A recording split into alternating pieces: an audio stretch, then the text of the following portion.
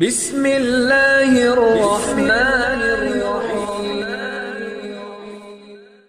مفتی شعیب اللہ خان صاحب کے بیانات کے لیے مفتی صاحب کے آفیشیل چینل کو سبسکرائب کریں اور زیادہ سے زیادہ شیئر کریں۔ السلام حضرت خدیجہ بنت خویلد کے پاس آئے جو حضور اقدس صلی اللہ علیہ وسلم کی زوجہ ہے، پہلی زوجہ ہے۔ وہ اس وقت موجود تھی، نبی اکرم صلی اللہ علیہ وسلم سے ان کی شادی 25 سال کی عمر میں ہوئی تھی، اور خود حضرت خدیجہ کی عمر اس وقت 40 برس کی تھی۔ اب 15 برس گزر چکے ہیں شادی کے بعد، 25 سال میں اللہ کے نبی نے شادی کی تھی، اب 40واں سال چل رہا ہے۔ تو اس کا مطلب یہ ہوا کہ حضرت خدیجہ رضی اللہ عنہا کی عمر اس وقت میں 55 سال ہو گئی تھی۔ بہرحال ان کے پاس آئے اور فرمایا زملونی زملونی، مجھ پر چادر ڈال دو، کمبل اڑا دو۔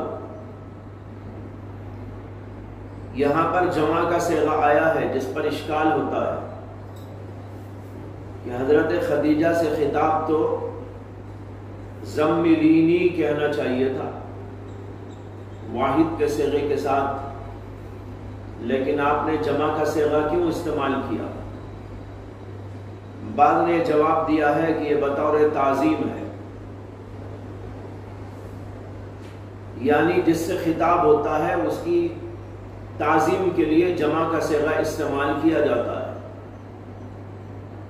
حضرت موسیٰ علیہ نبینا علیہ السلام نے بھی اپنی بیوی سے کہا تھا، قرآن میں موجود ہے کہ کسو ٹھہری رہو، یہاں بھی جمع کا صیغہ استعمال فرمایا، حالانکہ وہاں بیوی ایک تھی۔ تو لہذا تعظیم کے لیے بھی جمع کا صیغہ استعمال کیا جاتا ہے۔ دوسرا جواب یہ ہے کہ وہاں پر حضرت خدیجہ کے ساتھ ان کی خادمائیں اور باندیاں بھی موجود تھیں۔ اللہ کے نبی نے سب سے خطاب کیا تھا، میرے اوپر چادر ڈال دو، میرے اوپر چادر ڈال دو۔ یہ خطاب صرف خدیجۃ الکبریٰ سے نہیں تھا بلکہ باندیاں جو موجود تھی گھر میں ان سے بھی تھا، اس لیے جمع کا صیغہ استعمال کیا۔ آگے ہے فَزَمَّلُوهُ، پس ان لوگوں نے جو گھر میں موجود تھے آپ کے اوپر چادر ڈال دی، حَتَّى ذَهَبَ عَنْهُ الرَّوْعُ، یہاں تک کہ آپ کے اوپر سے خوف ختم ہو گیا۔ رو کہتے ہیں خوف، جو آپ پر ایک قسم کا خوف طاری تھا جس کی وجہ سے آپ نے کہا تھا زملونی زملونی، وہ خوف آپ کے اوپر سے دور ہو گیا۔ فقال لخدیجہ، اللہ کے نبی علیہ السلام نے حضرت خدیجہ سے فرمایا اس حالت میں کہ آپ نے انہیں خبر دی اس واقعے کی جو آپ کے ساتھ گزرا تھا، جو غار حرا کے اندر واقعہ پیش آیا تھا، کہ اللہ آپ نے سن لیا، وہ پورا واقعہ حضرت خدیجہ کو سنایا۔ جب آپ کا خوف کم ہو گیا، ذرا سکون ہو گیا، کب کبھی جو تاری تھی وہ ختم ہو گئی، تو نبی اکرم صلی اللہ علیہ وسلم نے حضرت خدیجہ کے سامنے وہ پورا واقعہ بیان کیا کہ میرے ساتھ ایسا ہوا، ایسا ہوا، ایسا ہوا، فرشتہ آیا تھا، اس نے یہ کیا، پھر مجھے دبوچا، مجھے پکڑا۔ بہرحال جو واقعہ گزرا تھا وہ واقعہ حضرت خدیجہ کو سنایا۔ فقال لی خدیجہ واخبرها الخبر، یہ واخبرها الخبر جو ہے یہ جملہ حالیہ ہے، خدیجہ سے فرمایا اس حالت میں کہ آپ نے ان کو واقعے کی خبر دی، اور کہا لقد خشیت علی نفسی، مجھے تو اپنی جان کا خوف ہو گیا۔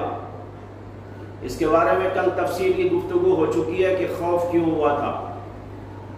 فقالت خدیجہ، واقعہ سننے کے بعد اور اللہ کے نبی علیہ السلام کے جملے سننے کے بعد لقد خشیت علی نفسی، حضرت خدیجہ الکبریٰ رضی اللہ عنہا نے رسول اکرم صلی اللہ علیہ وسلم کو تسلی دیتے ہوئے کچھ جملے فرمائے، اس کو یہاں پر نقل کیا گیا ہے۔ فقالت خدیجہ کلا واللہ ما یخزیک اللہ ابدا انک لتصل الرحم وتحمل الکل وتکسب المعدوم وتقری الضیف وتعین علی نوائب الحق۔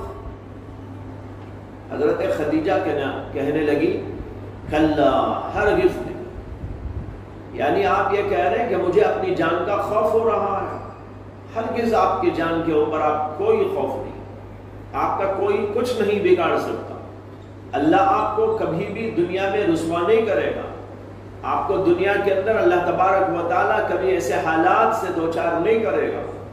یہ کہا کلا، ہرگز نہیں، واللہ، خدا کی قسم، لا یخزیک اللہ ابدا، اللہ تعالیٰ آپ کو کبھی بھی رسوا نہیں کریں گے۔ یہ قسمیہ جملہ ہے، قسم کھا کر حضرت خدیجہ الکبریٰ نے فرمایا۔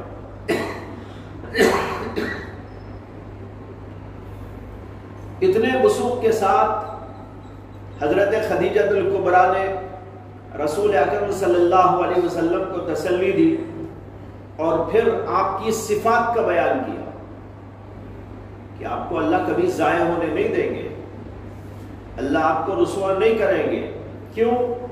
اس لیے کہ آپ کے اندر بڑی بھاری بھاری صفات موجود ہیں، جو ان صفات کا حامل ہوتا ہے اللہ تعالیٰ اسے رسوا ہونے نہیں دیتا، اللہ تعالیٰ اس کے ساتھ حفاظت کا معاملہ کرتے ہیں۔ وہ کیا صفات آپ کے اندر ہیں؟ انہوں نے کہا 5 صفات کا ذکر کیا۔ انک لتصل الرحم، بے شک آپ تو صلہ رحمی کرتے ہیں، وتحمل الکل، اور کمزور اور ضعیف لوگوں کے لیے بوجھ اٹھاتے ہیں، وتکسب المعدوم، فقیروں کو کما کے دیتے ہیں، وتقری الضیف، اور مہمانوں کی مہمان نوازی کرتے ہیں، وتعین علی نوائب الحق، اور حوادث میں لوگوں کی امداد کرتے ہیں۔ تعین اعانت سے ہے، اس کے معنی ہے مدد کرنا۔ یہ 5 صفات بیان کی حضرت خدیجہ الکبریٰ نے رسول اکرم صلی اللہ علیہ وسلم۔ اس میں خاص بات نوٹ کرنے کے قابل یہ ہے کہ حضرت خدیجہ نے حضور کی جو صفات بیان کی، جو انہوں نے زندگی میں دیکھا تھا، 15 سالہ جو زندگی اللہ کے نبی کے ساتھ انہوں نے گزاری تھی، نبوت سے پہلے کا یہ دور، اس میں جو اللہ کے نبی کی صفات کا انہوں نے مشاہدہ، معائنہ کیا تھا، تجربہ کیا تھا، ان میں سے خاص صفات کا انہوں نے ذکر کیا۔ لیکن وہ ساری صفات وہ ہیں جن کا تعلق بندوں سے ہے، جن کا تعلق بندوں سے ہے، یعنی حقوق العباد سے ہے، حقوق اللہ سے نہیں ہے۔ انہوں نے یہ نہیں کہا کہ آپ اللہ کو بہت یاد کرتے ہیں، آپ نماز بہت پڑھتے ہیں، آپ جو ہے اس طرح کی جو عبادات وغیرہ کی چیزیں ہوتی ہیں اس کو بیان نہیں کیا انہوں نے۔ ایک وجہ تو اس کی یہ ہے کہ اس زمانے تک تو نماز بھی نہیں تھی، آپ پر تو ابھی وحی آئی ہے، اس کے بعد یہ سارے سلسلے آئے۔ اس وقت تک اللہ کے نبی علیہ السلام لوگوں کی خدمت کرتے تھے، لوگوں کے ساتھ حسن سلوک برتتے تھے، لوگوں کے ساتھ تعاون کا، نصرت کا، مدد کا انتظام کرتے تھے۔ ایسی آپ کی صفات بالکل آشکارا تھی، اسی حضرت خدیجہ الکبریٰ نے انہی صفات کا تذکرہ کیا۔ پہلی بات بیان کی انک لتصل الرحم، آپ صلہ رحمی کرتے ہیں۔ صلہ رحمی کے معنی ہے رشتہ داری کا حق قائم دائم رکھنا، رشتہ داری کو ملائے رکھنا، رشتہ داروں کو توڑنے کی کوشش نہیں کرنا، آج کل لوگ رشتہ داری کو توڑ دیتے، بھائی کے درمیان رشتہ کٹ ہو جاتا ہے، خاندان ٹوٹ جاتے ہیں۔ اللہ کے نبی علیہ السلام کی صفت اور پہلی صفت انہوں نے بیان کی، انک لتصل الرحم، آپ تو صلہ رحمی کرتے ہیں، تمام رشتوں کو آپ جوڑے رکھتے ہیں، یہ آپ کی بڑی خاص الخاص صفت ہے۔ اس کے بعد دوسری بات بیان کی، وتحمل الکل، کل کہتے ہیں اس آدمی کو جو خود اپنا کچھ کر نہیں سکتا بلکہ جو دوسروں کے اوپر بوجھ بنتا ہے، جیسے معذور، بیمار، بوڑھے، ہینڈی کیپ لوگ، ہاتھ کٹا ہوا، پیر کٹا ہوا، یا کمزور اور ضعیف اور ناتوان، ایسے لوگوں کو عربی میں کہتے کل۔ قرآن میں بھی یہ لفظ استعمال کیا گیا ہے۔ تو کل وہ لوگ ہیں جو خود اپنے لیے کچھ نہیں کر پاتے بلکہ وہ دوسروں کے لیے بوجھ بنے رہتے ہیں۔ اللہ کے نبی علیہ السلام ان لوگوں کا بوجھ اٹھاتے تھے، بوڑھوں کا، ضعیفوں کا، کمزوروں کا، بیماروں کا، معذوروں کا، ان کی خدمت کرتے تھے، ان کا بوجھ اٹھاتے تھے، ان کو کھلاتے، ان کو پلاتے، ان کی ضرورتیں پوری کرتے تھے۔ اس کو کہا وَتَحْمِلُ الْكَلْ، اس کا ترجمہ کریں گے کہ ضعیف اور ناتوان کمزور لوگوں کا بوجھ اٹھاتے ہیں۔ تحملو، اٹھانا، بوجھ اٹھانا۔ اور آگے ہے وَتَكْسِبُ الْمَعْدُومِ یا وَتُكْسِبُ الْمَعْدُومِ، دونوں طرح پڑھنا درست ہے۔ معدوم بمانے فقیر،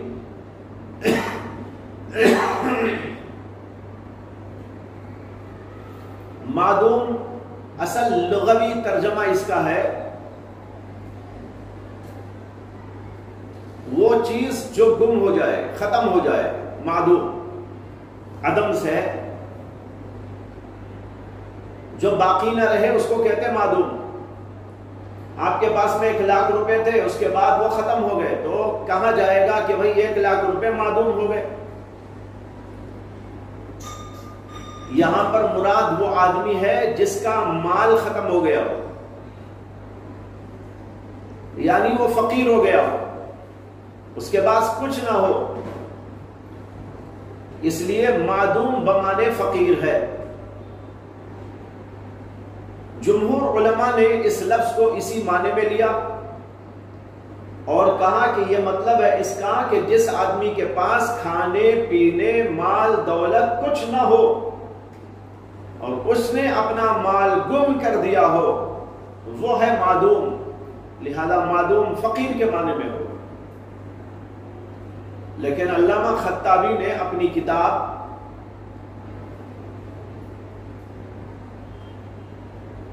بیان خطأ المحدثین کے اندر لکھا ہے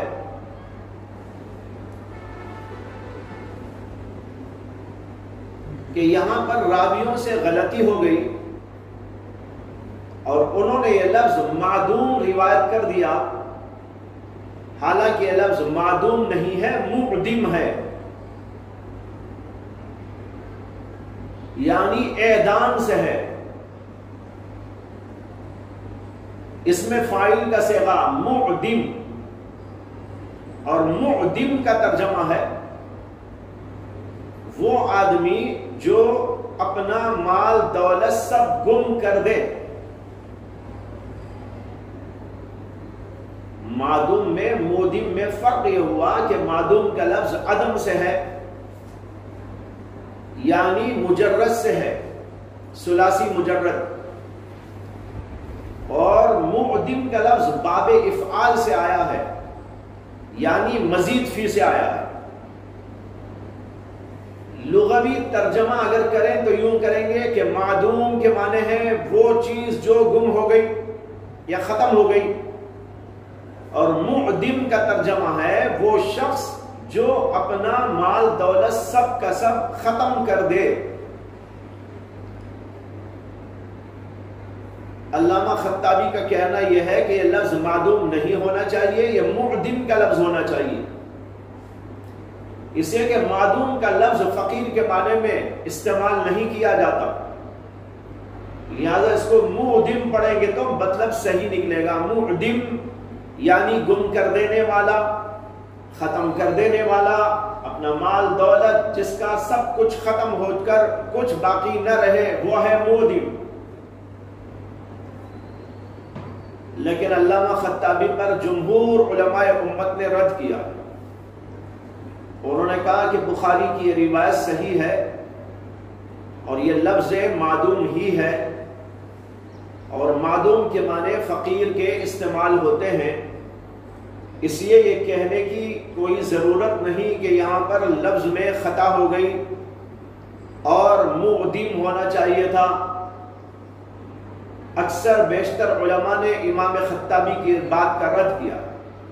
بہرحال خلاصہ یہ ہے کہ وَتَكْسِبُ الْمَعْدُومَ، آپ فقیروں کے لیے کمائی کرتے ہیں، یعنی جو لوگ فقیر ہیں، محتاج ہیں، بے کس ہیں، اللہ کے نبی علیہ السلام ان کو کما کے دیتے تھے، آپ اپنی ذات کے لیے نہیں کماتے تھے، دوسروں کے لیے کماتے تھے۔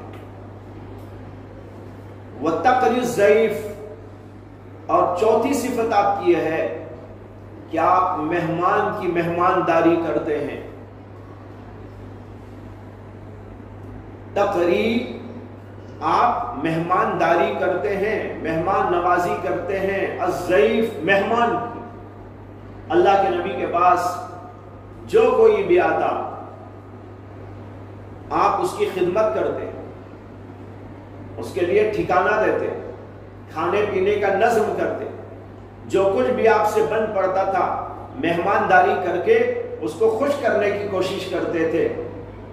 یہ بھی ایک بڑی اچھی صفت ہے انسان کی۔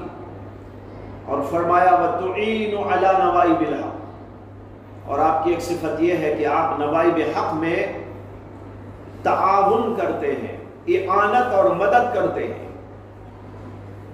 نوائب حق کیا ہے؟ اس کے بارے میں دو قول ہیں۔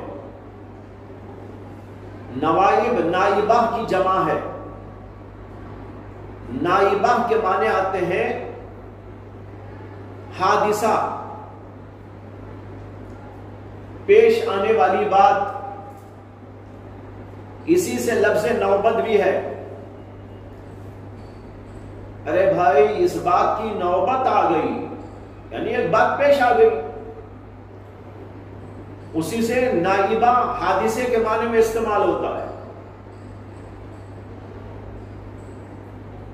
اور حق کی طرف اس کی اضافت ہوئی، نوائب الحق۔ اس سے کیا مراد ہے؟ اس میں دو قول ہیں۔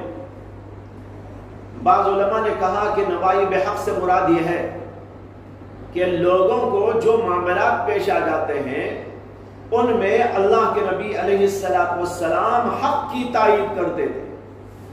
مثلا دو آدمیوں میں جھگڑا ہو گیا، دو آدمیوں کے درمیان میں اختلاف پیدا ہو گیا، ایک حادثہ ہے۔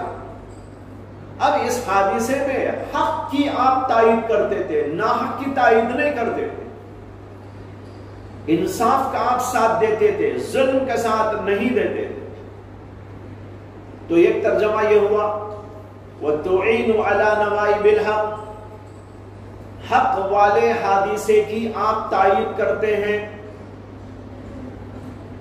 یعنی جو حق پر ہوتا ہے اس کی آپ تائید کرتے ہیں، مدد کرتے ہیں۔ اور دوسرا ترجمہ اس کا کیا گیا ہے کہ حق سے مراد یہاں پر اللہ کی ذات ہے۔ نوائب حق سے مطلب یہ ہے کہ جو اللہ کی طرف سے حوادث پیش آتے ہیں، کہیں زلزلہ آ گیا، سیلاب آ گیا، یا اور کچھ حادثات پیش آ گئے، یہ من جانب اللہ جو حوادث پیش آ جاتے ہیں اور اس کی وجہ سے لوگ اس کی زد میں آ جاتے ہیں، تو اللہ کے نبی علیہ السلام وہاں پر لوگوں کی امداد اور نصرت کرتے تھے۔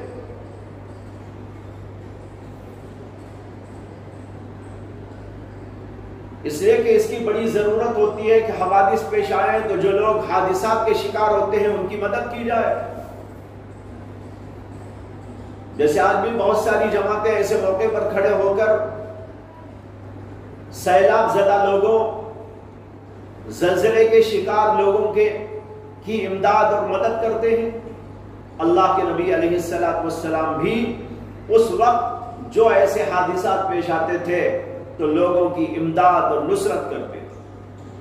یہ ہیں 5 صفات جو اللہ کے نبی علیہ السلام کی حضرت خدیجہ الکبریٰ نے بیان کی، اور یہ ساری باتیں نبوت کے ملنے سے پہلے کی تھی کہ اللہ کے نبی علیہ السلام ایسے با اخلاق تھے، با کردار تھے، لوگوں کے ساتھ حسن سلوک برتنے والے تھے، لوگوں کی امداد و تعاون اور نصرت کرنے والے تھے. اس کی کوئی نظیر نہ تھی، اور انہی صفات کو دیکھ دیکھ کر لوگ اللہ کے نبی علیہ السلام کی طرف جوق در جوق آیا کرتے تھے اور آپ کو الصادق الامین کہہ کر پکارا کرتے تھے. آپ کی بڑی عزت اور بڑی تکریم کرتے تھے، آپ کے اوپر کلی اعتماد کرتے تھے، یہاں تک کہ اپنی امانتیں آپ کے پاس ملا کے رکھا کرتے تھے. کیوں؟ اسے کہ ساری صفات اللہ کے نبی میں دیکھی جاتی تھی. ایسا آدمی دھوکے باز نہیں ہوتا، ایسا آدمی غلط نہیں کرتا، ایسا آدمی کسی کے ساتھ برا سلوک نہیں کرتا. اس کی اچھی اچھی صفات دیکھ دیکھ کر اللہ کے نبی صلی اللہ علیہ وسلم کی لوگ آپ کی طرف جو در جو رجوع کیا کرتے ہیں. تو حضرت خدیجہ نے کہا کہ یا رسول اللہ، آپ کو اللہ کیسے ضائع کرے گا جب آپ ایسی ایسی صفات کے حامل ہیں. آپ صلہ رحمی کرتے ہیں اور مجبور اور بے کس لوگوں کا بوجھ اٹھاتے ہیں اور فقیروں کی امداد کے لیے کمائی کر کے دیتے ہیں اور مہمان نوازی کرتے ہیں اور حوادث کے اندر لوگوں کی امداد اور نصرت کرتے ہیں. ایسے آدمی کو اللہ کبھی ضائع ہونے نہیں دے گا. اس کے بعد میں ہے روایت میں فَانْطَلَقَتْ بِهِ خَدِيجَةُ حَتَّى أَتَتْ بِهِ وَرَقَةَ بْنَ نَوْفَلَ ابن اسد ابن عبد العزى ابن عمی خدیجہ. جب اللہ کے نبی علیہ السلام نے حضرت خدیجہ کے سامنے پورا واقعہ بیان کیا اور انہوں نے یہ تسلی دے دی، تو اس کے بعد حضرت خدیجہ الکبریٰ حضور اقدس صلی اللہ علیہ وسلم کو اپنے چچازاد بھائی جن کا نام تھا ورقہ ابن نوفل ابن اسد ابن عبد العزى، ان کے پاس لے گئی. انطلقت بھی، آپ کو لے گئی. انطلق مانے جانا، لیکن اس کا صلہ اگر با آ جائے تو اس کے معنی ہوتے ہیں لے جانا. فانطلقت بھی، بھی کی ضمیر حضور کی طرف. بس اللہ کے نبی کو لے گئی. کون؟ خدیجہ. کہاں لے گئی؟ کہتے حتی اتت بھی، یہاں تک کہ آپ کو لے آئی ورقۃ بن نوفل ابن اسد ابن عبد العزى کے پاس. ایک بہت بڑے عالم تھے اس زمانے کے، اور پہلے یہودی تھے، اس کے بعد عیسائی بن گئے تھے. پرانی پچھلی کتابیں اچھی طرح پڑھے ہوئے تھے اور تورات اور انجیل اپنے ہاتھ سے لکھا کرتے تھے. تورات کا ترجمہ عربی میں یا عبرانی میں نقل کرتے تھے، اور ان کا حضرت خدیجہ سے تعلق یہ تھا کہ وہ ان کے چچازاد بھائی ہوتے. تو ان کے پاس میں لے کر آئی حضرت خدیجہ الکبریٰ رضی اللہ عنہا. اس کو کہہ رہے فانطلقت به خدیجہ حتی اتت به ورقۃ بن نوفل ابن اسد ابن عبد العزى ابن امی خدیجہ، جو کہ خدیجہ کے ابن ام تھے، یعنی چچازاد بھائی تھے. کہتے ہیں وَكَانَ امْرَأً تَنَصَّرَ فِي الْجَاهِلِيَّةِ، اور یہ ایک شخص تھے جنہوں نے زمانے جاہلیت ہی میں نصرانیت کو قبول کر لیا تھا. یعنی پہلے تو یہ عرب والوں کی طرح، مکے والوں کی طرح بتوں کی پوجا کرتے تھے، مشرکوں میں سے تھے. لیکن بعد میں انہوں نے عیسائی مذہب کو قبول کر لیا. وہاں کچھ لوگ ایسے گزرے مکے میں جو مشرکین میں رہے، مشرکانہ افعال کرتے تھے، لیکن بعد میں چل کر اللہ نے ان کو توفیق دے دی تو انہوں نے سمجھ بوجھ سے کام لیا. انہوں نے سوچا کہ بتوں کی پوجا تو بیکار ہے، غیر معقول طریقہ ہے، آدمی خود اپنے ہاتھوں سے بت بنائے اور پھر اسی کو خدا سمجھ جائے. کتنی بڑی حماقت ہے. دنیا کی حماقتوں میں اس سے بڑی کوئی حماقت نہیں. اگرچہ اس احمقانہ فعل کو بہت بڑے بڑے لوگ کر رہے ہیں، پڑھے لکھے، انجینئر، ڈاکٹر، بیرسٹر اور تمام ٹرٹر جتنے بھی ہوتے ہیں نا وہ سب کرتے ہیں. مسٹر، منسٹر، یہ جتنے ٹرٹر ہیں یہ سب کر رہے ہیں. حالانکہ اتنی بڑی بے وقوفی ہے، اتنی بڑی بے وقوفی کہ اپنے ہاتھ سے بت بنا رہا ہے، دیکھ رہا ہے کہ پتھر ہے، مٹی ہے، میں نے بنایا ہے، یہ نہ بول سکتا ہے نہ کچھ کر سکتا ہے، میں اسے مار دوں توڑ دوں تو یہ مجھے سے بدلہ بھی نہیں لے سکتا. لیکن اتنی واضح بات ہے، لیکن پھر بھی اس کو خدا سمجھ کر اپنے سامنے رکھ کر اس کی پوجا کرتے. تو کچھ لوگوں کو اللہ نے توفیق دے دی. ان میں سے ایک تو یہ تھے ورقہ ابن نوفل. ان کو اللہ نے توفیق دی تو انہوں نے ملک شام جا کر وہاں پر عیسائیت کو قبول کر لیا اور پھر مکہ آ کر اپنے عیسائی مذہب کے پرچار کرنے میں، اپنے عیسائی مذہب کی تبلیغ اور اشاعت میں لگے رہے. اسی طرح ایک کلام آتا ہے زید ابن عمرو ابن نوفل. زید ابن عمرو ابن نوفل انہوں نے بھی بتوں کی پوجا سے توبہ کر لی تھی. اور ان کا عجیب واقعہ تاریخ میں آتا ہے کہ جب انہوں نے دیکھا کہ بتوں کی پوجا کا یہ طریقہ انتہائی غیر معقول ہے تو سوچنے لگے کہ کسی اچھے مذہب میں مجھے چلے جانا چاہیے. تو کسی نے ان کو بتایا کہ یہودی مذہب قبول کر لو. تو وہ یہودیوں کے عالم کے پاس میں گئے اور جا کر کہا کہ میں تو بتوں کا پجاری تھا لیکن میں تمہارا مذہب قبول کرنا چاہتا ہوں، یہودی مذہب، مجھے یہودی مذہب میں لے لو. وہ عالم کہنے لگا کہ اچھا تم کیا اللہ کی پھٹکار اپنے گلے میں ڈالنا چاہتے ہو؟ جو بھی ہمارے مذہب میں آتا ہے اسے سب سے پہلے تو اللہ کی پھٹکار اور غضب کو اپنے گلے میں ڈالنا ہوگا. قرآن میں ہے نا ضربت علیہم الذلہ، اللہ نے ان یہودیوں کے اوپر ذلت اور مسکنت طاری کر. اور یہ بھی ہے ایک جگہ پر کہ ان کو اللہ تعالیٰ نے غضب میں ڈال دیا. وَبَاءُوا بِغَضَبٍ مِّنَ اللَّهِ، یہ سب تورات میں لکھا ہوا تھا. ہے تو قرآن کی آیت ہے لیکن تورات میں بھی ہے. تو یہودی عالم کہنے لگا کہ اگر تم اللہ کی پھٹکار اور اللہ کا غضب اپنی گردن میں ڈال لینا چاہتے ہو تو آ جاؤ ہمارے مذہب میں. تو زید ابن عمرو ابن نوفل نے کہا کہ میں تو غضب سے بچنے ہی کے لیے تو آنا چاہتا ہوں،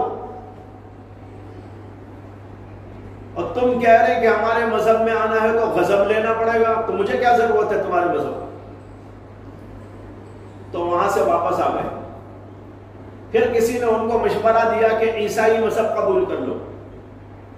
تو عیسائیوں کے پاس میں گئے اور ان سے جا کر کہا کہ مجھے اپنے مذہب میں داخل کر لو. تو عیسائی عالم نے کہا کہ اگر تم ہمارے مذہب میں آنا چاہتے ہو تو اس کا طریقہ یہ ہے کہ آپ اللہ کی لعنت کو اپنے گلے میں ڈالنے تیار ہو جاؤ. اس لیے کہ دیکھو آدم علیہ السلام نے گناہ کیا تھا اور تم ان کی اولاد میں ہو، اور تم ان کی اولاد میں ہونے کی وجہ سے اس گناہ کا اثر تمہارے اندر بھی ہے. اس لیے اللہ کی لعنت سب سے پہلے اپنے اوپر ڈالنا پڑے گا تب ہمارے مذہب میں آنا ہے. تو انہوں نے کہا لا حول ولا قوت الا باللہ، میں تو اللہ کی لعنت سے بچنے ہی کے لیے مذہب میں آنا چاہتا ہوں، مجھے کیا ضرورت ہے کہ میں لعنت قبول کروں. وہاں سے آ گئے. تو کسی نے ان سے کہا، بلکہ اسی نے کہا، اسی پادری نے، کہ اگر تم اللہ کے غضب سے بھی بچنا چاہتے ہو، اللہ کی لعنت سے بھی بچے رہنا چاہتے ہو، تم ایسا کرو، ملت حنیفیہ کو قبول کرو۔ ملت حنیفیہ سے مراد ہے حضرت ابراہیم علیہ السلام کے مذہب پر قائم ہو جاؤ، یعنی توحید والا مذہب، اس کے اوپر تم قائم ہو جاؤ۔ اور وہاں کوئی بھی ایسا نہیں تھا کہ جس کے پاس میں جا کے کہتے کہ مجھے اب دین حنیفیہ میں قبول کر لو۔ پورا ماحول ایسے لوگوں سے آری و خالی تھا۔ تو انہوں نے کعبۃ اللہ میں جا کر کھڑے ہو کر اللہ کو حاضر ناظر جان کر اللہ کو گواہ بنایا اور کہا کہ اللہ تو گواہ رہنا کہ میں ملت حنیفیہ ابراہیمیہ کو قبول کرتا ہوں اور بتوں کی پوجا سے توبہ کرتا ہوں۔ یہ ان کا واقعہ ہے۔ اور ورقہ بن نوفل ملک شام گئے اور عیسائی مذہب میں داخل ہو گئے۔ اس کو یہاں پر کہا وَكَانَ امْرَأً تَنَصَّرَ فِي الْجَاهِلِيَّةِ، جاہلی دور جو حضور اقدس صلی اللہ علیہ وسلم سے پہلے کا دور ہے، اسی دور کے اندر انہوں نے نصرانیت کو قبول کر لیا تھا۔ وَكَانَ يَكْتُبُ الْكِتَابَ الْعِبْرَانِيَّ فَيَكْتُبُ مِنَ الْإِنْجِيلِ بِالْعِبْرَانِيَّةِ ما شاء اللہ ان یکتب، کہتے ہیں اور وہ عبرانی کتاب لکھا کرتے تھے، بس انجیل سے عبرانی میں لکھتے تھے، جو کچھ کہ اللہ چاہتا تھا وہ لکھتے تھے۔ مطلب یہ ہے کہ ان کا کام یہ تھا کہ وہ انجیل کو عبرانی زبان میں لکھتے تھے، اور بعض روایتوں میں آتا ہے کہ انہوں نے عربی زبان میں لکھا تھا، عربی زبان میں لکھتے تھے۔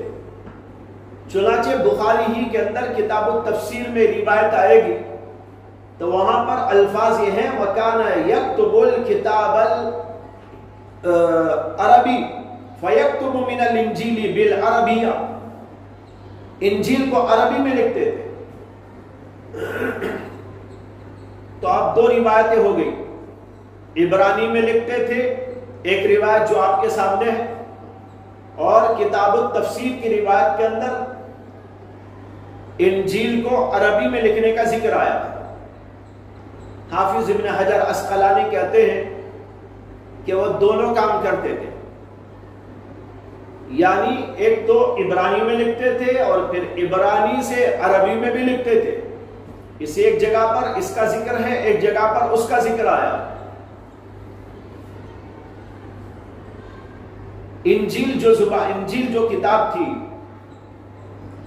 اکثر علماء کے نزدیک وہ سریانی زبان میں لکھی ہوئی۔ سریانی زبان عبرانی زبان سے پہلے کی زبان ہے، تو انجیل کی زبان سریانی تھی، اور یہ عبرانی زبان بھی جانتے تھے، اور عربی تو ان کی مادری زبان تھی، مکے کے رہنے والے تھے۔ تو ان کا کام یہ ہوتا تھا کہ وہ سریانی زبان سے عبرانی زبان میں بھی لکھتے تھے اور پھر اسی سے عربی زبان میں بھی لکھتے تھے، تاکہ عربی پڑھنے والے اس کو عربی میں پڑھ سکے۔ ان کا یہ کام تھا، ترجمہ کرتے تھے۔ اس کو انہوں نے کہا ہے وَكَانَ يَكْتُبُ الْكِتَابَ الْعِبْرَانِيَّ، عبرانی کتاب لکھتے تھے، یعنی عبرانی میں لکھتے تھے۔ اور کیا لکھتے تھے؟ انجیل سے عبرانی میں لکھتے تھے۔ یہ پہلے جملے کی تفسیر ہے۔ پہلے جملے میں ہے وَكَانَ يَكْتُبُ الْكِتَابَ الْعِبْرَانِيَّ، عبرانی میں کتاب لکھتے تھے۔ کیا لکھتے تھے؟ آگے تفسیر ہے فَيَكْتُبُ مِنَ الْإِنْجِيلِ بِالْعِبْرَانِيَّ، انجیل کو جو کہ سریانی زبان میں تھی عبرانی زبان میں نقل کرتے تھے، جو کچھ کہ اللہ چاہتے تھے، یعنی جو کچھ مقدر میں تھا اس کو لکھ لکھ کر لوگوں میں اشاعت کرتے تھے، اس کی دعوت و تبلیغ کرتے تھے کہ بھئی انجیل میں یہ ہے، انجیل میں یہ ہے، انجیل میں یہ ہے۔ ان کا یہ کام تھا۔ آگے ہے وَكَانَ شَيْخًا كَبِيرًا قَدْ عَمِيَ، اور وہ بہت بوڑھے آدمی تھے۔ ورقہ بن نوفل جو تھے اس وقت جب حضور جب گئے ان کے پاس تو بہت بوڑھاپا ان کا طاری ہو گیا تھا اور آنکھ سے نابینا بھی ہو گئے تھے۔ اب یہاں بعض لوگ یہ سوال کرتے ہیں کہ جب نابینا تھے تو لکھتے کیسا تھے؟ لیکن یہ پوچھنے والے بڑے نابینا ہیں. یہ تو بیچارے آنکھ کے نابینا تھے، یہ پوچھنے والے دل کے نابینا ہیں. اس میں یہ کہاں ہے کہ نابینا ہونے کے بعد لکھتے تھے؟ یہاں تو یہ ہے کہ حضور جب ان کی خدمت میں گئے تو بوڑھے ہو چکے تھے اور نابینا ہو چکے تھے، لیکن لکھنے کا دور اس سے پہلے کا تھا. نابینا ہونے سے پہلے وہ لکھا کرتے تھے، نابینا ہو گئے تو نہیں لکھتے تھے. تو یہ کیا سوال ہے؟ ایک آدمی اچھا خاصا رہتا ہے تو بہت کچھ کام کرتا رہتا ہے، بڑھاپا آ جاتا ہے تو چھوڑ دیتا ہے. تو اسی طرح لکھنے کا جو دور تھا وہ پہلا ان کا کام تھا، لکھتے رہتے تھے. لیکن پھر آخری زمانے میں بوڑھے بھی ہو گئے، نابینا بھی ہو گئے، تو ظاہر ہے کہ اس وقت میں تو لکھتے نہیں تھے. تو بہرحال کہتے ہیں قد عمیہ، وہ نابینا ہو گئے تھے. فقالت لہو خدیجہ، ان سے حضرت خدیجہ نے کہا یبن عم اسمع من ابن اخیک، آپ ذرا اپنے بھتیجے سے بات سن لیجیے. بھتیجے سے مراد حضور اقدس صلی اللہ علیہ وسلم ہے. عرب کا دستور تھا کہ بوڑھے لوگوں کے سامنے جوانوں کو بھتیجا کہہ دیا کرتے تھے، اگرچہ وہ بھتیجے نہ ہو. جیسے ہمارے ہاں بھی عرف کے اندر اس طرح کے استعمالات ہوتے ہیں، کسی کو بھائی کہہ دیتے ہیں، کسی کو بیٹا کہہ دیتے ہیں. اب وہ بیٹا تو ہوتا نہیں، بس عمر میں چھوٹا ہوتا ہے تو بیٹا کہہ دیتے ہیں، برابر کا ہوتا ہے تو بھائی کہہ دیتے ہیں، اور کوئی ہم سے بڑا ہے تو اسے چچا کہہ دیا کرتے ہیں، اور آج کل کی زبان میں انکل کہہ دیتے ہیں، ہے نا. وہ انکل تو ہوتا نہیں، اس کا ہو سکتا ہے کہ سنکل ہو لیکن بول دیتے ہیں انکل. تو عرف عام کے اندر کچھ چیزیں چلتی ہیں. اسی طریقے پر اللہ کے نبی علیہ السلام ورقہ ابن نوفل کے کوئی بھتیجے نہیں تھے، لیکن تھے عمر میں حضور چھوٹے اور وہ بہت بڑے بوڑھے آدمی. تو اسی حضرت خدیجہ الکبریٰ نے کہا کہ اے میرے چچا کے بیٹے، اسمع من ابن اخیک، اپنے بھتیجے سے بات سن لیجئے، کیا ہو رہا ہے ان کو، کیا پیش آ رہا ہے ان کو. فقال له ورقة بن نوفل یا ابن اخی ماذا ترى. ورقہ ابن نوفل نے رسول اللہ صلی اللہ علیہ وسلم سے پوچھا کہ بھتیجے آپ کیا دیکھتے ہیں، آپ کو کیا محسوس ہوتا ہے، آپ کا کیا واقعہ ہے. فأخبره رسول اللہ صلی اللہ علیہ وسلم خبر ما رأى، اللہ کے رسول علیہ السلام نے اس بات کا قصہ بیان کیا جو آپ نے دیکھا تھا. یعنی غار حرا کا پورا واقعہ جو گزرا وہ اللہ کے نبی علیہ السلام نے ورقہ بن نوفل کے سامنے بیان کیا. فقال له ورقہ هذا الناموس الذي نزل اللہ علی موسیٰ. ورقہ ابن نوفل کہنے لگے کہ یہ تو وہی ناموس اور فرشتہ ہے جو حضرت سیدنا موسیٰ علیہ السلام پر نازل ہوا تھا. وہ آپ کے اوپر آیا ہے، آپ کو پیغام سنانے کے لیے بھیجا گیا ہے. لہذا یہ وہی فرشتہ جبریل ہے جو موسیٰ علیہ السلام کی خدمت میں بھی اللہ کی وحی لے کر نازل ہوا کرتا تھا. ھذا الناموس الذی نزل اللہ علی موسیٰ. یہ ہے بات جو حضرت خدیجہ لے کر گئی ورقہ بن نوفل کے پاس. تو انہوں نے اللہ کے نبی سے پوچھا، آپ نے واقعہ سنایا، پھر انہوں نے تصدیق کی اور کہا کہ یہ اللہ کا وہ فرشتہ ہے جو حضرت سیدنا موسیٰ علیہ السلام کی خدمت میں آیا کرتا تھا. تو گویا حضور کی نبوت کی انہوں نے تصدیق. اب اس کے بعد ہم ذرا کچھ باتوں پر بحث کریں گے. بحث یہ ہے کہ حضرت خدیجہ رضی اللہ تعالی عنہا حضور اقدس صلی اللہ علیہ وسلم کو ورقہ ابن نوفل کے پاس کیوں لے کر گئی، کیا ضرورت تھی، کیا ان کو کوئی شک ہو گیا تھا؟ یا یہ کہ اللہ کے نبی علیہ السلام کو کوئی شک تھا کہ تصدیق کرانے کے لیے اور کرنے کے لیے وہ اس زمانے کے بڑے عالم کے پاس میں لے کر گئی؟ بات دراصل یہ ہے کہ اس میں کوئی شک و شبے کی بات نہ تھی. اللہ کے نبی کو شک ہونے کا تو کوئی سوال نہیں، آپ تو پیغمبر بنائے گئے. حضرت خدیجہ الکبریٰ کو بھی کوئی شک نہیں تھا. اگر ان کو شک ہوتا تو وہ الفاظ ان کی زبان سے کیسے نکلتے جو ابھی آپ نے پڑھ لیے؟ انہوں نے کہا کلا واللہ لا یخزیک اللہ ابدا انک لتصل الرحم وتحمل الکل وتکسب المعدوم وتقری الضعیف وتعین علی نوائب الحق. حضور کی تعریف کے اندر بلند ترین الفاظ بولتی جا رہی ہے.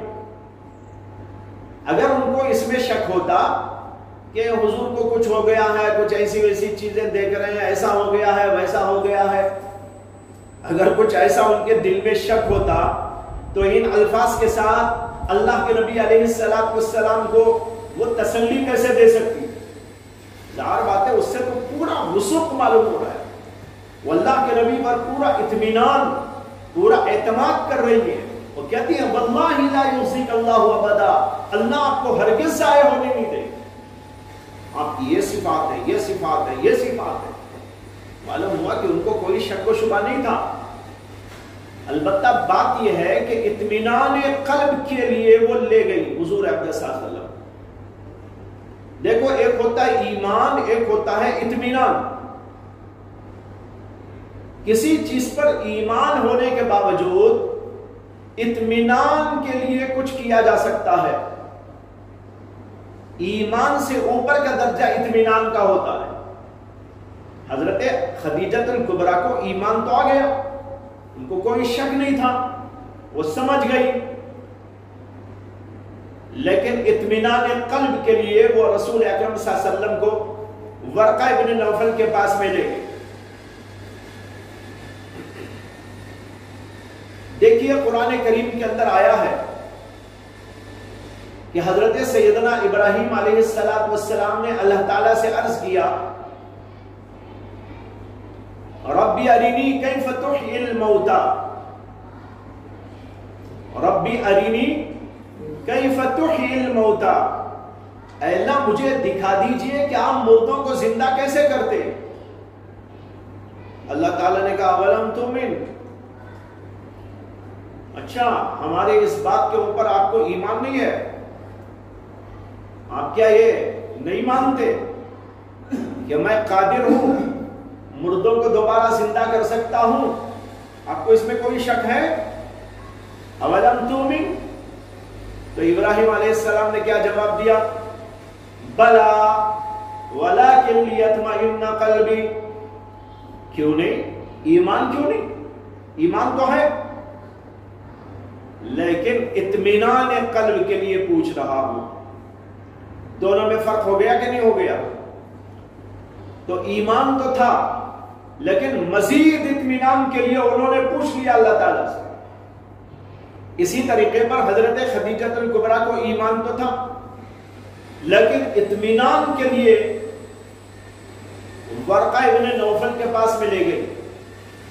اور بعض روایتوں سے یہ معلوم ہوتا ہے کہ حضرت خدیجہ الکبریٰ پہلے تو تنہا گئی ورقہ ابن نوفل کے پاس، جا کر ان کو پورا واقعہ سنایا. تو انہوں نے کہا کہ یہ وہی ناموس ہے جو عیسیٰ علیہ السلام کے پاس آیا کرتا. انہوں نے عیسیٰ کا نام لیا وہاں. جب وہ تصدیق کر کے آ گئی تو پھر حضور اقدس صلی اللہ علیہ وسلم کو لے کر گئی. تو حضور اقدس صلی اللہ علیہ وسلم کے سامنے بات ہوئی. انہوں نے پوچھا ذرا مجھے بتائیے کیا ہوا تھا آپ کو، کیا دیکھا تھا آپ نے؟ تو حضور نے پورا واقعہ بتایا. تو انہوں نے کہا ھذا الناموس الذی نزل اللہ علی موسیٰ. وہاں عیسیٰ کا ذکر کیا تھا، یہاں موسیٰ کا ذکر کیا.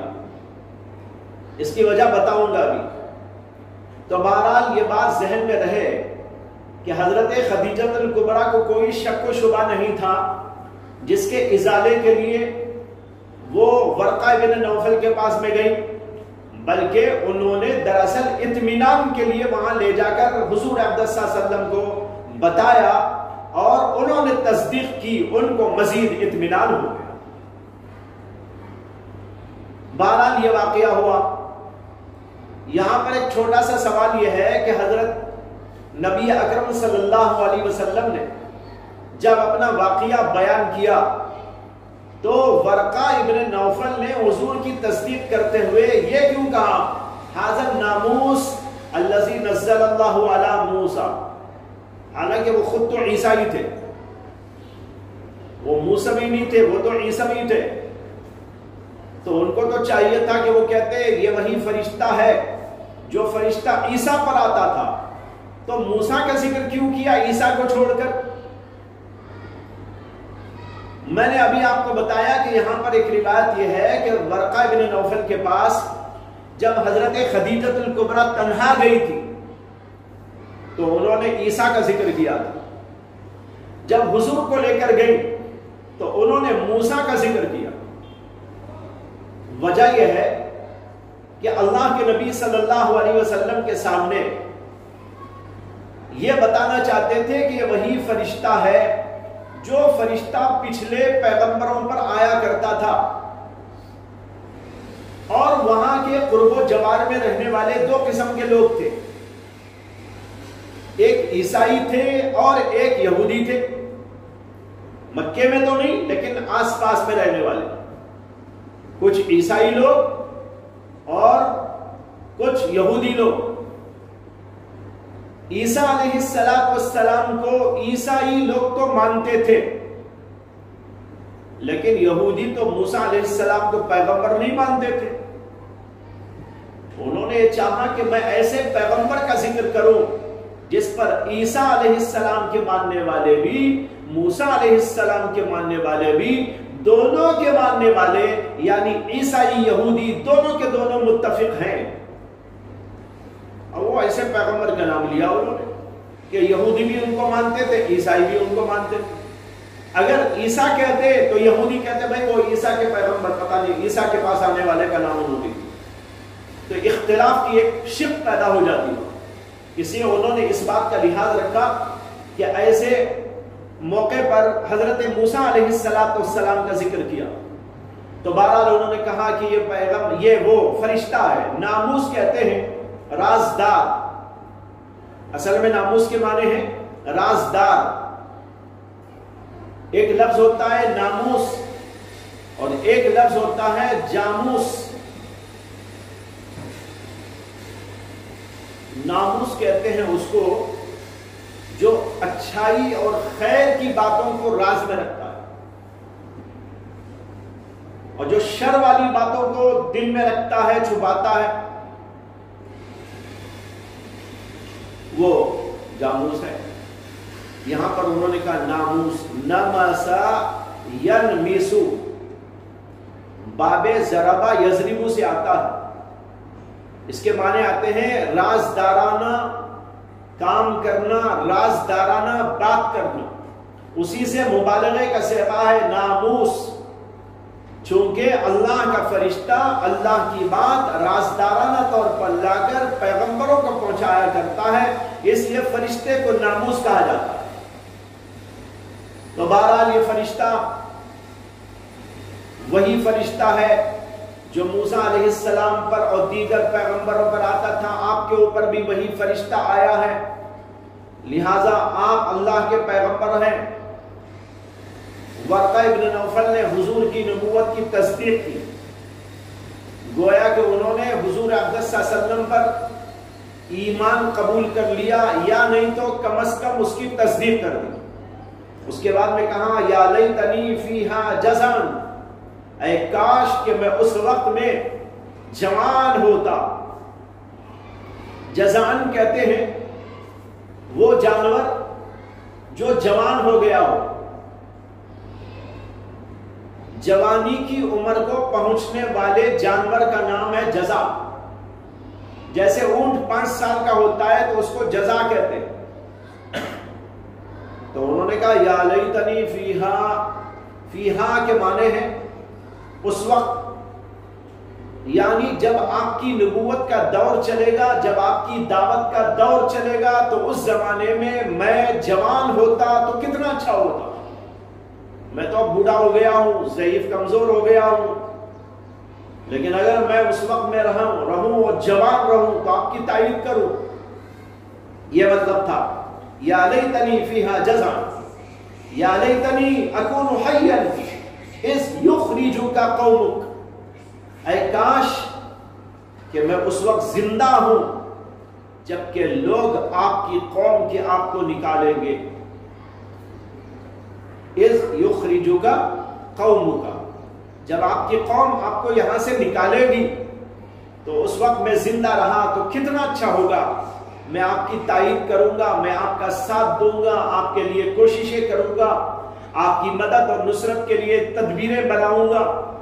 یہ تھا اس کا مقصد، یا لیتنی اکون حیا اذ یخرجک قومک. بہرحال بڑھاپے کا عالم تھا تو انہوں نے تصدیق تو کر دی. تصدیق کرنے کے بعد آپ کے لیے یہ جملے بھی استعمال کیے کہ اے کاش کہ میں اس وقت میں جوان ہوتا، میں اس وقت زندہ ہوتا جب ایسے حالات پیش آتے، آپ کی نبوت کا دور چلتا، آپ کا دعوت کا دور چلتا اور پھر لوگ آپ کو یہاں سے نکالتے. جب نبی اکرم صلی اللہ علیہ وسلم نے یہ جملے سنے تو آپ کو بڑا تعجب ہوا. جب انہوں نے کہا اذ یخرجک قومک، جب آپ کی قوم یہاں سے آپ کو نکالے گی، حضور سوچنے لگے مجھے کیوں نکالیں گے یہاں سے؟ میرا اپنا وطن ہے، میرا خاندان یہاں ہے، اور سارے لوگ میرے چاہنے والے ہیں، سب کے سب چاند چھڑکنے والے ہیں، الصادق الامین کہہ کر پکارنے والے ہیں. میرے اخلاق پر، میرے کردار پر، میری زندگی پر کسی کو کوئی حرف اٹھانے کا موقع نہیں ملا ہے، یہ مجھے یہاں سے کیوں نکالیں گے؟ آپ کو بڑا تعجب ہوا. تو اللہ کے نبی علیہ السلام نے کہا فقال رسول اللہ صلی اللہ علیہ وسلم اب مخرجیہم، کیا مجھے نکالیں گے یہ لوگ؟ اب تو کیا مخرجیہ، مجھ کو نکالیں گے، ہم یہ لوگ. سمجھ میں آیا؟ یہ مکے والے، میرے خاندان والے، رشتہ دار، تعلق دار، محبت پیار رکھنے والے، یہ لوگ مجھے یہاں سے نکالیں گے. بہت ہی تعجب کی بات ہے. تو اس لیے حضور نے بڑے تعجب خیز انداز میں ان سے کہا، ورقہ بن نوفل سے آواز مخرجیہم، قال نعم. ورقہ بن نوفل نے کہا کہ ہاں نکالیں گے. لم یات رجل قط بمثل ما جئت به الا اودی.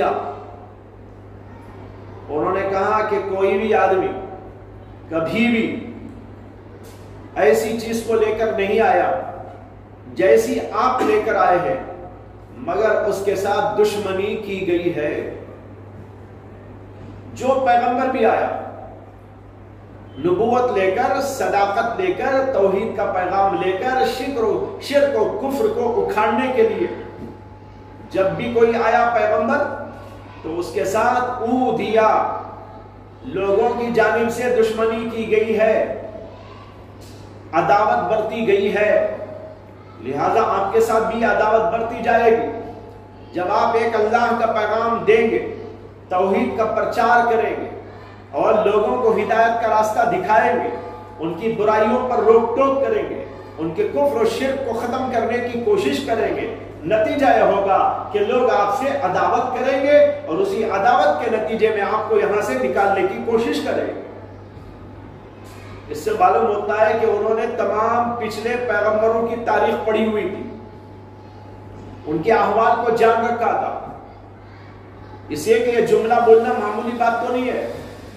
کوئی آدمی اٹھ پٹانگ تو ایسی بات نہیں بول سکتا. جسے جانکاری ہو اور پوری جانکاری ہو اور مستند جانکاری ہو، وہی آدمی اس قدر جچے تلے الفاظ میں پیغمبروں کی پوری تاریخ بیان کر سکتا ہے. گویا کہ پیغمبرانہ تاریخ کا ایک بہت اہم حصہ انہوں نے اس کے اندر بیان کر دیا. انہوں نے کہا لم یاتی رجل قط بمثل ما جیت به الا کوئی بھی آدمی کبھی ایسا نہیں آیا جیسی بات آپ لے کر آئے ہیں مگر اس کے ساتھ عداوت و دشمنی کی گئی ہے. اور کہا وَإِن يُدْرِكْنِي يَوْمٌ أَنْصُرْكَ نَصْرًا مُعَزَّرًا. انہوں نے کہا اگر مجھے آپ کا دن میسر آ جائے, إِن يُدْرِكْنِي یومک, اگر مجھے آپ کا دن مل جائے, آپ کا دن اگر مجھے پالے. آپ کے دن سے مراد ہے وہ دن جس دن کہ آپ کو لوگ نکالیں گے, آپ سے عداوتیں کریں گے, آپ کے ساتھ بدسلوکیاں کریں گے. وہ دن اگر مجھ کو میسر آ جائے تو کہا انصر کا نصرن معزرا, تو میں آپ کی مدد کروں گا, بہت قوی اور بلیغ درجے کی نصرت اور مدد کروں گا. انصر کا میں آپ کی مدد کروں گا, نصرن ایسی مدد, معزرن یعنی بلیغن, قویًا بہت قوی, بہت پائیدار. آپ کا ایسا میں ساتھ دوں گا جب وہ دن مجھ کو میسر آ جائے. کہتے ہیں ثم لم ينشب ورقة ان توفی وفطر الوحی, پھر اس کے بعد لم ینشب نہیں باقی رہے ورقہ ابن نوفل یہاں تک کہ انتقال کر گئے. وفطر الوحی, اور وحی کا سلسلہ چند دنوں تک بند ہو گیا. حدیث یہاں ختم ہو گئی. تو یہ ہے پہلی وحی جب حضور اقدس صلی اللہ علیہ وسلم پر آئی تھی, تو اس کی کیفیت اور حالت اور پورا بیان جو حضرت عائشہ صدیقہ رضی اللہ تعالی عنہ نے بیان کیا ہے.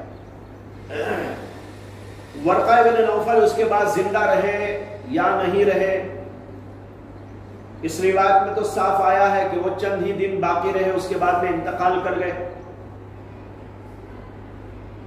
بعض لوگ کہتے ہیں کہ جو ہے کچھ 1 سال تک زندہ رہے, اس کے بعد انتقال کر گئے. بعض لوگ کہتے ہیں کچھ ماہ تک زندہ رہے, اس کے بعد انتقال کر گئے. لیکن ایک روایت ابن اسحاق نے ایسی پیش کی ہے جس سے معلوم ہوتا ہے کہ وہ بعد کے دور میں بھی زندہ تھے. روایت یہ آئی ہے کہ جب نبی اکرم صلی اللہ علیہ وسلم نے نبوت کا اعلان کیا اور کچھ لوگ ایمان لا چکے تھے, اور ان ایمان لانے والوں میں حضرت بلال حبشی بھی تھے. اور یہ آپ کو معلوم ہے کہ جب بلال حبشی ایمان لائے تھے تو ان کا آقا ان کے ساتھ کیا سلوک کرتا تھا, انتہائی تکالیف اور مصائب میں ان کو مبتلا کرتا تھا, بہت پریشان کرتا تھا. تو اس روایت میں یہ ہے کہ جب وہ آقا حضرت بلال کو تکالیف دیتا تھا, مصیبتوں میں گرفتار کرتا تھا, تو ورقہ بن نوفل آتے جاتے ان کو تسلی دیتے تھے. یہ روایت میں آیا. ظاہر بات ہے کہ یہ وہ دور ہے جب اللہ کے نبی صلی اللہ علیہ وسلم کی نبوت کا اعلان ہو گیا تھا, لوگ اسلام میں داخل ہونا شروع ہو گئے تھے, اور کئی لوگ اسلام میں داخل ہو گئے, اور ادھر سے عداوتوں کا سلسلہ بھی شروع ہو گیا تھا. اور انہی عداوتوں میں یہ ہے کہ مسلمانوں کو تکلیف پہنچائی جا رہی تھی, بلال حبشی کو یوں اذیتیں دی جا رہی تھی. تو معلوم ہوا کہ اس دور میں یہ موجود تھے. یہ ابن اسحاق کی ایک روایت ہے.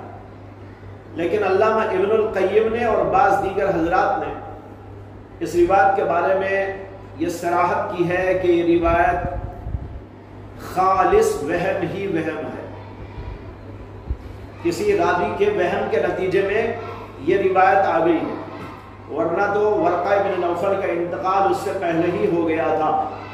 اگر اس دور تک وہ باقی رہتے تو حضور کی مدد کے لیے وہ کھڑے ہوتے, اور کوئی نہ کوئی واقعات حضور اقدس صلی اللہ علیہ وسلم کے ساتھ ملنے جلنے کام کرنے کے بھی آتے.